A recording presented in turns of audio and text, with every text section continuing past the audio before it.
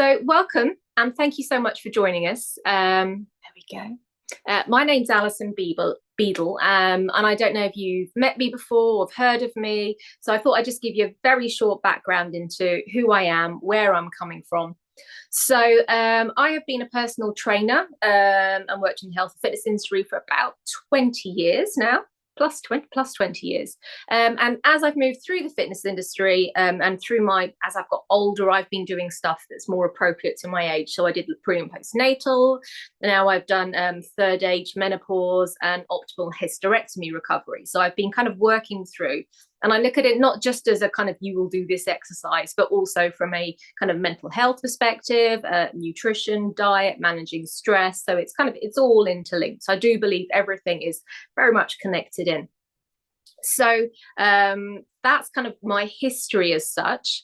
I am going through perimenopause. I don't know if you can see by birthday cards at the back, I just turned 50. So I'm officially the other side. And I've gone from various levels of symptoms. So I speak from not only a kind of academic perspective, but also from a personal perspective. So I met Kelly probably 15, 20 years ago. Oh, I forgot to unmute you. Sorry, Kelly, let me unmute you. Otherwise you won't be able to talk. So I met Kelly 15, 20 years ago. And we were part of a wellbeing network, and we have been kind of working together and been friends ever since. Kelly actually is my Reiki master, so I do Reiki, and Kelly attuned me in Reiki, which is something that's helped both of us. But also she is a fitness instructor. She won't mind me saying this as well, but she is dyspraxic.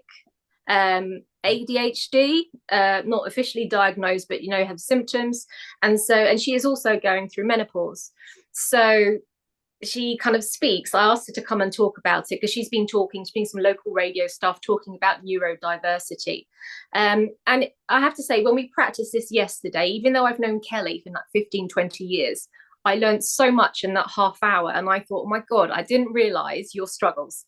I honestly felt quite ignorant. So even if you don't have issues, and don't have, it's really interesting to listen to this because it helps you deal with other people and it helps you understand people so much better. So when I do send it out, I do encourage you to share this with people if you know people that would benefit from listening to this. So enough about me. Kelly, just tell us a little bit about yourself, how you got to this point in time, how you became Kelly from leaving school and just working, being a carer, to Kelly talking on BBC Radio about neurodiversity. How did we get there? Okay, well, I didn't want everybody to go through what I've gone through. So I started talking a lot about neurodiversity after writing a book about my journey with neurodiversity.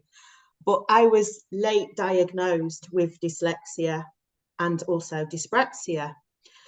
So my dyslexia, that was diagnosed when I was 21 or 22 at university. And dyspraxia, this is where I'm really going to talk about, is when I started going through perimenopause.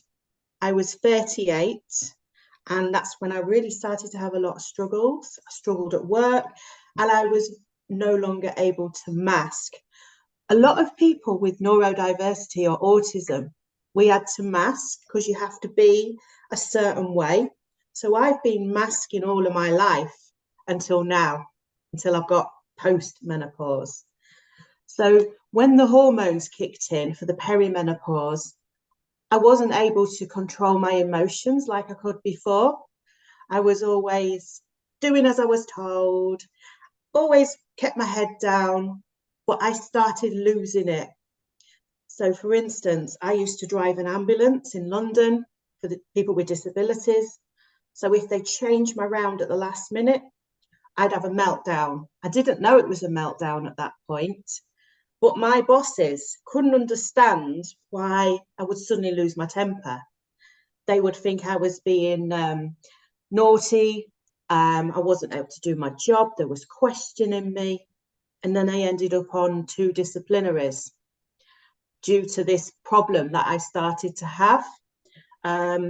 So on the back of one of the disciplinaries, I ended up under stress. So I got signed off with stress, and they said I'm never going to work again if I was to leave the job. And this was only 13 years ago. Meant I was working in social care, and the ignorance against me having time off with stress was shocking. And then I came back after being off for 6 weeks. I was in a really bad way, still very anxious. I've had a lot of anxiety throughout my life, because when you have got neurodiversity, you're having to act in a certain way all the time. So I'd end up exhausted. So I went back, still exhausted, worried, anxious, thinking I'm going to lose my job, going to lose my house, going to lose everything. So under that stress, I ended up having another accident at work where a client, she was okay, but she fell backwards in the ambulance because I didn't strap her in properly. So I was under disciplinary number 2.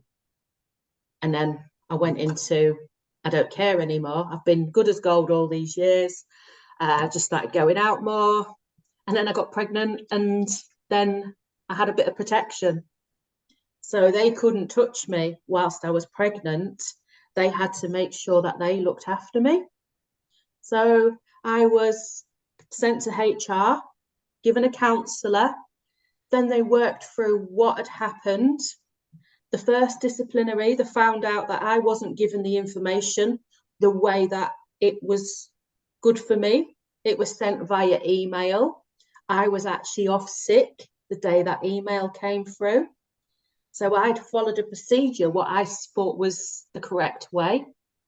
So I went through all of that stress and anxiety for nothing, but it has worked in my favour, because I got over £2,000 worth of equipment, reasonable adjustments, and I was able to risk assess myself when I was pregnant, because I was the only one risk assessing, which is a bit ironic, really. So that's really a little bit of the background of getting to the diagnosis. So 38 is quite late, but they said I'm too old to get a diagnosis for ADHD and autism, because they said they're not going to medicate me.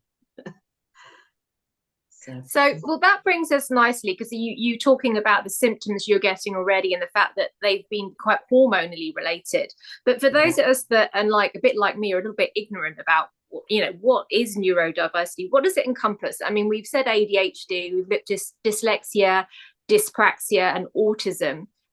You know, are they the only thing? What else does it cover? And I mean, it is very different for each individual, I understand, but how could you summarize it for people like me that haven't gone through it and don't really understand it?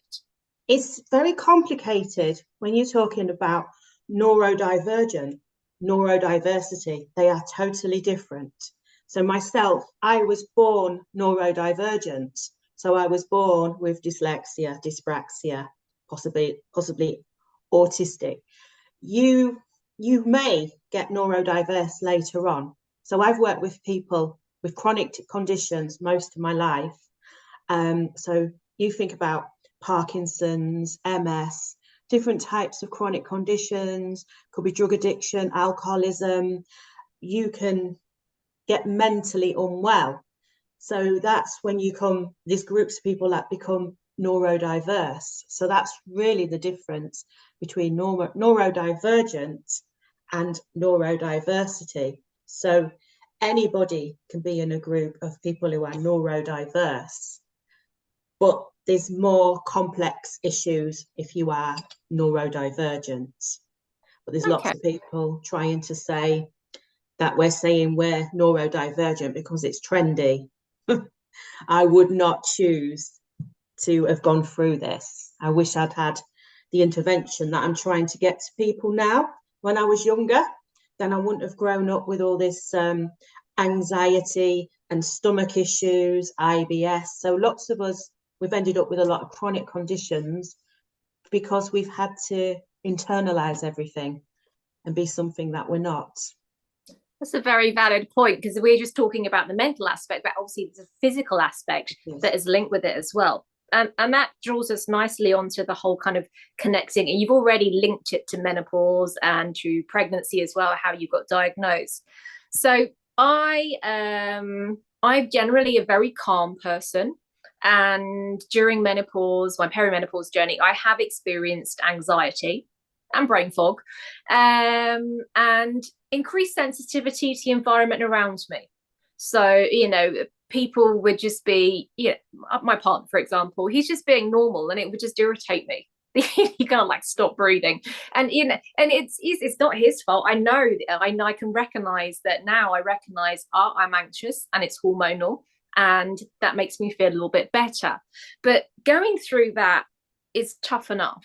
So I can only imagine if you're going through menopause and you've got that drop in estrogen, you've got your testosterone levels going up and then down, your progesterone is declining, all that hormonal imbalance, I mean, when you're already going through something and you're more heightened in terms of senses, and you're more anxious anyway, and you're kind of more, you find that you need more routines and things to manage. When you go through menopause, that's going to really throw it, isn't it? I mean, you've said that menopause makes it a lot worse.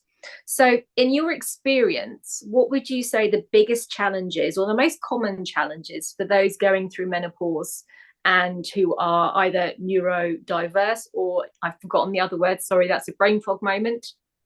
Neurodivergent. Yes. So what would be the biggest challenges you would say? It's trying to get through to the GP, because I noticed a decline in my mental health when I was about 43, and I said I need my hormones tested because my mum went through early menopause.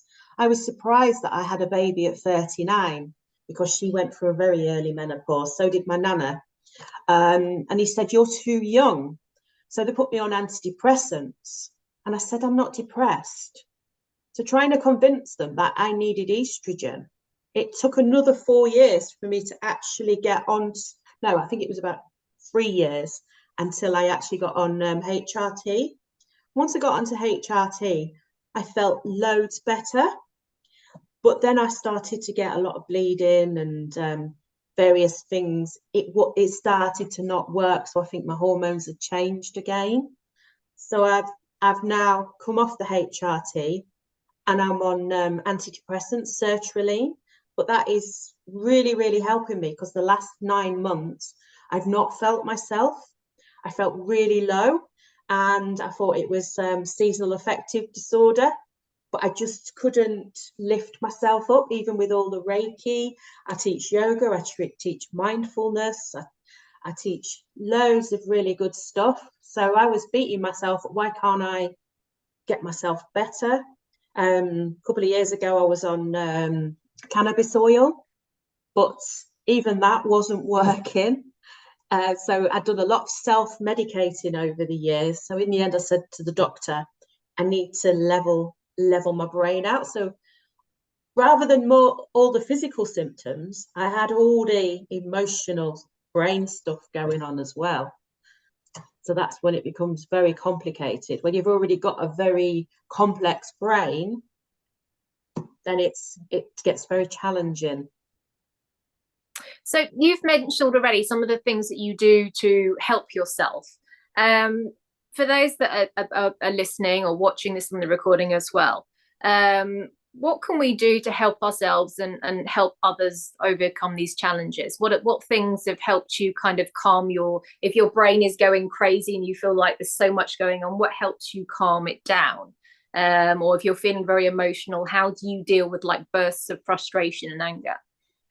Well, one of the worst things someone can say to me is, "You're a yoga teacher, you should be able to manage your emotions." That will make me angry. For me, I like to have a kitchen disco. So I'll blast out a load of music in the kitchen, have a sing along. I might go for a run. So I don't need something calming all the time. I'll need something to lift up the dopamine, because a lot of it with ADHD, you need that dopamine lift. So I have to schedule it in. If I'm going to teach a yoga class, I might be blasting some jungle music before my class to calm the brain down. Or I do lots of self-massage. So I've got lots of oils where I do facial massages, because at the moment I've got a grinding thing going on. So if you suffer with anxiety, you might get headaches or you might grind your teeth. So I'm having a tooth guard because it's affecting my jaw. So that can be another thing in menopause, and also when your brain is overthinking. So I'm getting a mouth guard. And another one is just talk to people around you. Let them know that you might not be yourself, and they will be a lot more understanding, especially like when 13 years ago, they couldn't understand why I'd suddenly changed. They thought I'd had a personality transplant, but I was just really in a bad way. So not everybody will understand why you're acting in a certain way. So just try and be open. Well, I did find as well, I quite liked when we were talking the other day, you said about when you're really frustrated, you have a little diary where you just, your swear book, and you just write a load of swear words. Yeah. Vent it completely and let it go. And I thought, well, that's quite nice as well, because sometimes you might just not want to make a noise and shout or scream, but you do need to empty it out of your head. I mean, is that something you do before you go to bed, to empty your head sometimes anyway? Does it help? Yeah, I journal every night. And from doing that journal, that's where I wrote my book. Obviously, all those swear words are not in my book because it's for children as well. But yeah, I journal. So that's why my book's called Unfiltered, because I just don't worry about my spelling or my grammar or anything like that. So I just let it all out, and it feels so good, and I sleep very well. So it's called a brain trump, when you're just filtering a little bit out, and then you can have a proper brain dump, and then you feel released. So it's what my business coach taught me how to do. And that was actually another thing that you suggested, wasn't it, as well? When we were talking about strategies to help you, you did say that you have a business coach, which I thought was a great idea, because if you find that your head is full of stuff already, and sometimes you just need somebody. I'm at that point now that I think I've got a virtual assistant who does my social media for me sometimes a bit, and that just takes the pressure off, because sometimes I just think, oh my god, I've got to do this and this and this, and then where's the time for me to sit and chill? My brain is not very good. Again, I'm a yoga teacher as well, so in theory I should be able to do my nostril breathing and switch off, but I'll hold my hand up. Sometimes when I've got a lot going on, I find it very hard to switch my head off. And so it's quite nice to have somebody that just go, right, okay, you deal with this, and I can just chill out for a little bit. It's quite nice. So we are coming close to the end of our time, and I always like to ask people that I'm talking to, first of all, if you need some help or extra resources to help you or somebody else, if you know someone that's struggling, where can you go? I've been doing a lot with Neurodiversity International, and that was created by a guy called Jude. I can never pronounce his second name, but the details will be put in the email. Now, he's autistic himself, and he does so much for the autistic community and the neurodiverse community, and I just feel totally safe, because a lot of people, they undervalue us. A lot of us have not been paid over the years because they can't. With me, why I have a business coach is because I find it very difficult I call it poshing up my social media and things like that. So it's all the frilly bits which makes it look all professional, or the spelling's right and everything else. So it feels so nice to be able to just be in a group where I can just type without having to worry about my spelling mistakes or my grammar. So it's finding somebody you feel safe with. So I spend a lot of time looking for people that I feel totally comfortable with. So I think once you get over 50, which I have now, you kind of don't care as much. So I feel like I've really started to find my people who I can be totally myself with, where I'm not acting, I'm not pretending to be something else. So I think that is one of my top tips. Give us a couple more. And I'll give you a couple more. Definitely exercise is key. Exercises, it doesn't have to be anything massive. I teach mainly older adults. I teach a lot of chair-based exercises. I do a lot with bands and balls, and also the mindfulness stuff, because most of the people that come to me, oh, I'm too busy to exercise, I can't get to a gym, but I just do the exercise on a chair with a ball and a band and a cushion. That's it. So everything I'm doing is like activities of daily living, and get as much sleep as you can. So the brain dump, that will help you sleep. That's actually, yeah, the sleep is a perfect one, because I mean, first of all, when you said about the exercise, that's going to help release the dopamine. It's going to help you feel like you're more in control. It's about getting rid of excess energy, but also calming the nervous system. And then when you come into like getting good sleep, I mean, that will help you sleep better in theory. And then if you get good sleep, then you will, as you said the other day, Kelly, you will eat better. And you will feel better, because also when we have poor sleep, we make poor eating choices, and then that makes us feel a bit rubbish, and that affects our mood. And you know, it's everything is so interlinked. So you know, it's very easy to fall into the trap of going, I just have to do this.